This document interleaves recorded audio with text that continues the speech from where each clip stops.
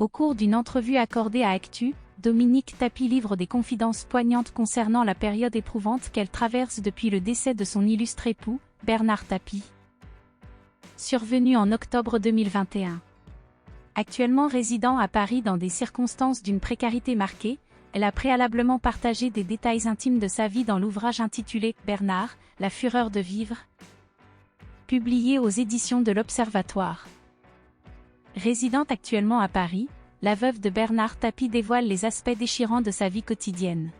« Je suis établie à Paris, et c'est mon fils qui me vient en aide pour acquitter mon loyer. Ma situation est des plus précaires, étant confrontée à une dette colossale de 644 millions d'euros, un fardeau financier que je ne pourrai jamais assumer, confie-t-elle lors de cette entrevue, mettant en lumière le poids financier accablant qui repose sur ses épaules. Malgré les années difficiles avec Bernard, elle tient à préciser, le montant initial a été totalement remboursé. Ce qui m'est réclamé, ce sont exclusivement les intérêts.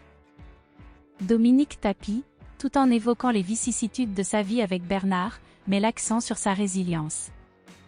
Nous avons traversé des années difficiles et des années prospères. Avec Bernard, c'était véritablement une expérience comparable à des montagnes russes. Cependant, à l'heure actuelle, je me concentre sur le présent, déclare-t-elle, mettant en avant sa détermination à avancer malgré les défis financiers. Entourée de ses proches, Dominique puise du réconfort dans les instants de bonheur familial. Ma fille Sophie est enceinte, elle attend un garçon pour le mois de février, qui sera du même signe que son grand-père. La vie se poursuit, précise-t-elle. Néanmoins, malgré le deuil, elle confie percevoir des signes inexplicables de la part de son regretté mari.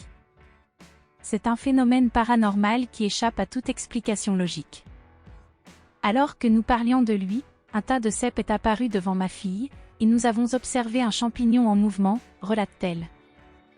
Un moment poignant où un cèpe s'est détaché du tas pour heurter le thorax de Sophie. Et il y en a eu beaucoup d'autres similaires. Dominique attribue ses expériences à l'attachement inaltérable de Bernard, suggérant qu'il ne voulait pas partir, il ne voulait pas me quitter.